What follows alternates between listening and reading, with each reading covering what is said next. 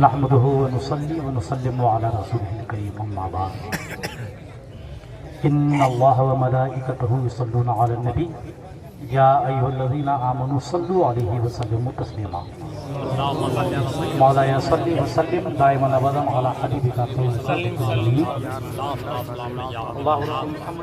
अलैहि व सल्लम नहनु इबादु मुहम्मदिन सल्लल्लाहु अलैहि व सल्लम। गिरामी वक़ार मरकज़ी कमेटी के ज़िम्मेदारान अफराद, बेदार मग़ज़ उलमा इकराम और जागती हुई हमारी प्यारी आवाम,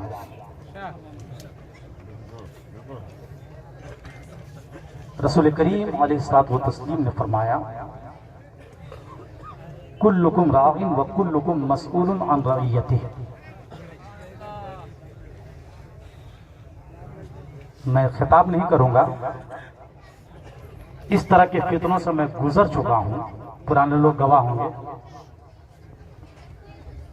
मैं उन तजर्बात की रोशनी में कुछ बातें अर्ज करूंगा।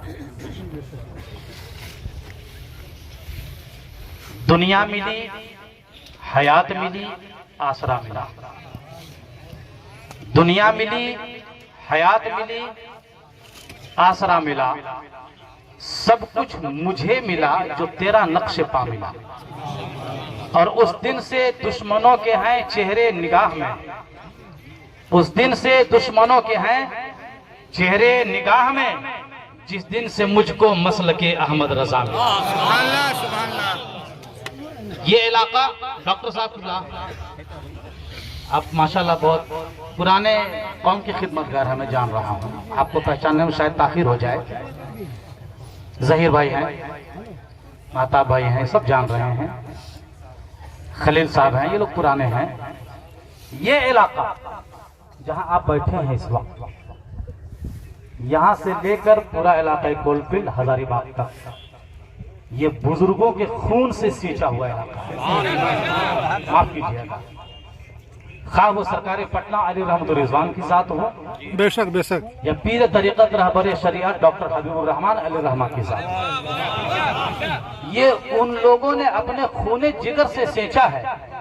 अब इस बगीचे में आके कोई धतुरा लगा दे तो हम बर्दाश्त नहीं करेंगे। कहाँ सोए हैं आप लोग? क्यों इतनी देर से जागे? क्या कर रहे थे? पौधा जब, माफ कीजिएगा कारी साहब, तशरीफ रखें, हजरत तशरीफ रखें माजरत के साथ। कहाँ सो रहे थे आप? पौधा जब नन्हा होता है उसी को उखाड़ के फेंक देना चाहिए। आज तनावर दरख्त बन गया है, सबको हाथ लगाना होगा। माजरत के साथ दो जुमले और अर्ज करूंगा। रतवे कमेटी के लोग जब पहली दरखास्त आपके पास गई थी, उस वक्त आपको एक्शन लेना चाहिए था। अगर आप उस वक्त एक्शन लेते तो आज ये गुलशन हाफिजी, गुलशन फिदाई, गुलशन रजवी, गुलशन कादरी, गुलशन अशरफी बर्बाद नहीं होता। उसी वक्त उखाड़ के फेंक देना चाहिए था। क्योंकि एक बात याद रखिए, ये उलमाए किराम का काफिला और आप समाजी नुमाइंदगान का काफिला, ये कौम के दोनों मजबूत बाजू हैं। हमें आपकी जरूरत है, आपको मेरी जरूरत है। हम दोनों में आहंगी रहेगी, मेल मिलाप रहेगा, इत्तेहाद रहेगा, तभी कोई काम होगा। आपकी भी जिम्मेदारी बनती है, मेरी भी जिम्मेदारी बनती है। हम आपकी मदद करें, आप मेरी मदद करें। यकीनी तौर पे हजरत उबई इब्न काब चीफ जस्टिस ऑफ मदीना उस वक्त तक ना बनते जब तक कि खिलाफत उमर का असर नहीं होता। हजरत उमर रज़ी अल्लाह तआला अन्हु की ताईद और हिमायत हासिल थी, इसलिए वो चीफ जस्टिस थे। हम भी आलिम हैं, हमें कहीं ताकत की जरूरत पड़ेगी, कहीं दिमाग की जरूरत पड़ेगी, कहीं अच्छे मशवरे की जरूरत पड़ेगी, हम आपको पुकारेंगे। आपको शरई रहनुमाई की जरूरत पड़ेगी, आप हमें आवाज लगाइएगा। हम दोनों मिलकर कोई काम करेंगे, तब ये काम आगे बढ़ता हुआ नजर आएगा। अगर पहली दरखास्त जब हमारे बेदार मग़ज़ उलमा ने दी थी, अगर रतवे कमेटी उस वक्त एक्शन ले लेती तो आज न किसी को भागने का मौका मिलता, न किसी को छुपने का मौका मिलता। उसी वक्त ये मामला खत्म हो गया होता। आज से बहुत पहले, बहुत साल पहले आपके इलाके में भी खुदा कहने वाले का एक फितना उठा था। हम लोगों ने उसको बगैर कफन के, बगैर गुस्ल के दफन भी कर दिया, खत्म भी हो गया। ये लोग मौजूद है, गवाह है सब। गुस्ल भी नहीं दिया हम लोग, नया कफन भी खरीदने की जरूरत नहीं पड़ी, ऐसे ही इन्ना लिल्लाह पढ़ के खत्म कर दिया। एक फितना और उठा था भुरकुंडा में गैर मुकल्लिद का, उलमाए कराम, हमने नहीं किया, सारे उलमा ने किया, सारे उलमा ने मिलकर उसकी ऐसी सरकूबी की तो दोबारा वो सर उठा के बिल से झांकने के लायक भी नहीं रहा। वैसे ही ये मामला था, आपने थोड़ी ताखीर की है, माजरत चाहूंगा आपसे। हर फर्द जिम्मेदार है। अल्लाह के रसूल फरमाते हैं आप में से हर एक का मुहाफिज अपने आप का भी मुहाफिज है, आपके अंदर में जो रहने वाले हैं उनका भी मुहाफिज आप है। अल्लाह सदर सेक्रेटरी बनने का जो मौका फराहम फरमाता है, ओहदा देता है, किस लिए? ताकि आप दीन की कोई खिदमत कर सके, दीन का कोई काम कर सके। वरना समाज में बहुत सारे लोग हैं, आपसे ज्यादा काबिल लोग हैं, आपसे ज्यादा पैसे वाले हैं, आपसे ज्यादा दिमाग वाले हैं, लेकिन उस भीड़ में कौम की खिदमत के लिए अल्लाह ने आपको चुना। क्यों चुना? इस पर आपको तवज्जो देनी होगी। दो तीन बातें अर्ज करूंगा। कितने गोबर शाही, पता नहीं गोबर कह रहा हूँ, पता नहीं वो गुस्सा हो के कहीं मेरे पाँव में न लग जाए कि मुझको कहे बोल रहे हो, मुझको डर लगा। हाँ वो भी तो सही है। अरे नहीं हजरत, वो आपकी खुसूसियत है, मैं कहा अर्ज करूं। मैं ये अर्ज करना चाह रहा था फितना गौहर शाही के ताल्लुक से मुफ्ती इजहार अहमद अमजदी साहब, इनका एक जुमला मेरे दिल को भाया है। कुफ्र करने के लिए 10-12 कुफ्र करना जरूरी नहीं है, एक तनहा काफी है। भाई एक ड्रम शरबत में कोई जरूरी नहीं कि एक लोटा पेशाब मिलावेंगे तभी नापाक होगा, एक कतरा काफी है। हम उसके मुगलजात को क्या गिनावे? ये बोला, ये बोला, ये बोला, ये बोला, सब बोला रे भाई, उसकी खूबी है, बोल रहा है वो, ये कोई नई बात नहीं है।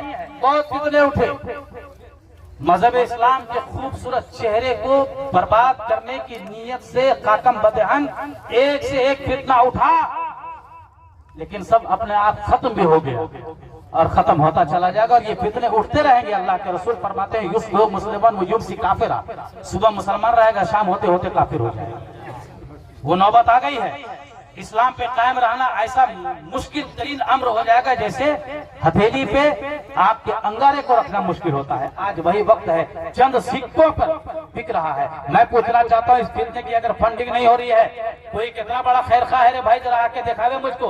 अपने पैसे से बस रिजर्व करके नेपाल ले जाने की क्या जरूरत है? 20 आदमी को फंडिंग हो रही है। अपने पैसे से टिकट रिजर्वेशन करा करके कलकत्ता ले जाकर के डांस करने की क्या जरूरत है? फंडिंग हो रही है। यकीनन पैसे आ रहे हैं, कुछ सिक्कों की लालच में बिक रहे हैं, कुछ सिक्के बांट करके लोगों के ईमान को खरीद रहे हैं। पैसों के जोर पर भी मामला हो रहा है। एक तजर्बा और आपको बता दूं, अभी चंद दिनों पहले एक फितना हमारे गिरिडीह में उठा था। मैं गिरिडीह का रहने वाला हूं, यूपी में पढ़ाता हूं, ऐलान हो गया यूपी का।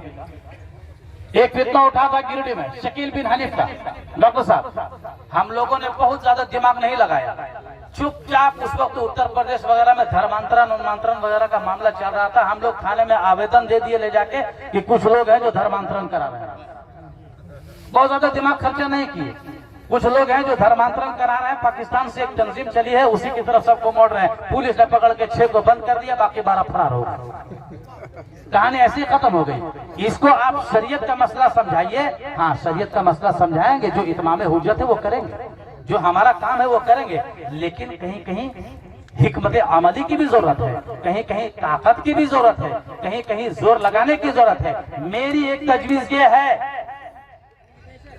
कि जो मरकजी कमेटी हमारी है कर्मा की, जिसके सदर हैं डॉक्टर साहब, इस कमेटी के लेटर पेड पे बाज़ाब्ता एक आवेदन, एक दरखास्त बना के लोकल थाने को forwarding to SP, forwarding to DSPC, forwarding to DIG बना करके लेटर दिया जाए कि एक फितना जो पाकिस्तान से फंडिंग कर रहा है और वो लोग हमारे इलाके में लोगों को बरगला रहे हैं, हम आपसे गुजारिश करते हैं, निवेदन करते हैं कि इस पे पाबंदी लगाई जाए। देखिए इंशाल्लाह 2 दिन में सारा पैसे का नशा झड़ जाएगा।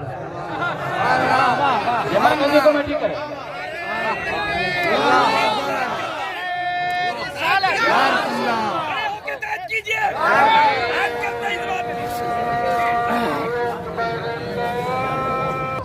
जो पूरे इलाके कोलफील्ड की नुमाइंदा कमेटी है हमारी, उनकी बात सबकी बात कहलाएगी, किसी एक फर्द की नहीं होगी। इस कमेटी की तरफ से बाज़ाब्ता इंतजामिया पश्चात इस फितने पे पाबंदी की गुजारिश की जाए, चाहे वो फॉरवर्डिंग टू डिप्टी कमिश्नर हो, एसपी हो, डीआईजी हो, आईजी हो, सीएम हो, गवर्नर हो, कोई भी हो। प्रतिलिपि आप कहीं भी कर सकते हैं, वो ज्यादा बेहतर होगा। हमारे उलमाए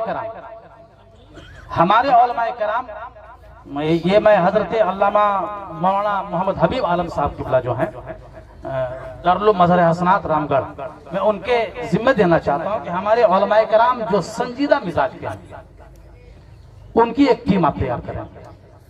जो लोग मौजूद हैं उन पे गुफ्तगू नहीं है, जो चले गए उनसे आप एक बार इत्माम हुज्जत के तौर पर फर्दन जैद अमर बकर कोई हो, उनसे आप मिलें और उनको समझाने की कोशिश करें कि देखिए इसमें ये नुकसान है, ये फायदा है, ये सही है, ये गलत है, ये झूठ है, ये सच है, ये फितना है, वगैरह वगैरह, जो आप अपने सवाबदीद के मुताबिक बेहतर समझे। आप उलमा की 5, 7, 10, 11 जो भी टीम बना के इनफरादी तौर पर उनसे मिलकर के इत्माम हुज्जत की कोशिश करें। समझ जाते हैं तो सुभान अल्लाह, नहीं समझेंगे तो कमेटी के हवाले। दूसरी तजवीज मैं याद करना चाह रहा था, आपसे गुजारिश करना चाह रहा था, जो लोग सुन रहे हैं, एक बात याद रखिएगा, मरने के बाद कितनी जिंदगी है भाई आपकी? आधी तो ऐसे ही गुजार चुके हैं, बाकी 2-4 अय्याम बचे हैं। खाही न खाही आपको तो उठ के कब्रिस्तान जाना होगा। याद रखिएगा, मरने के बाद आपके साथ कुछ नहीं जाएगा, आपका ईमान जाएगा। ना आपका दामाद जाएगा, ना भतीजा जाएगा, ना भांजा जाएगा। कुछ लोग भाई भतीजावाद की बुनियाद पर भी चेहरा छुपा रहे हैं। मैं अल्हम्दुलिल्लाह मैं हूँ, हजरत अल्लामा मुफ्ती महबूब साहब हैं, हजरत अल्लामा मुफ्ती अब्दुल मुबीन साहब हैं, गुनाह करते हैं, दिन रात गुनाह करते हैं। कहिए आपके सामने हम लोग तौबा करने को तैयार हैं। कोई आर की बात है क्या? तौबा इस्तिग़फ़ार करना कोई शर्मिंदगी की बात है क्या? अल्लाह के रसूल सल्लल्लाहु अलैहि वसल्लम मासूम हैं, लेकिन फिर भी खुदा की बारगाह में गिड़गिड़ा करके रातों रात रोया करते थे। आप अगर किसी तरह का आपका जुर्म हो गया है तो बंद कमरे में, तो गुस्ल खाने में, तो पेड़ के नीचे, ये छुप छुपा के तौबा करने से क्या फायदा? जो गुनाह ऐलानिया होता है, जिस गुनाह का चर्चा हो जाए उसकी तौबा भी ऐलानिया होनी चाहिए।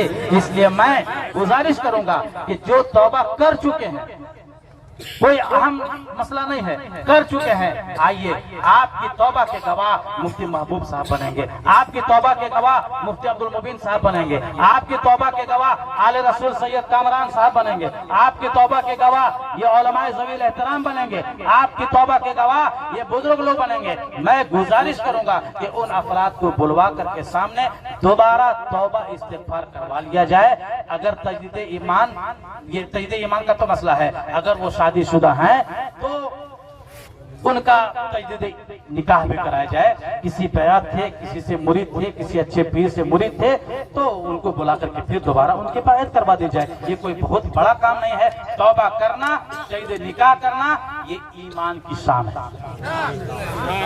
शर्मिंदा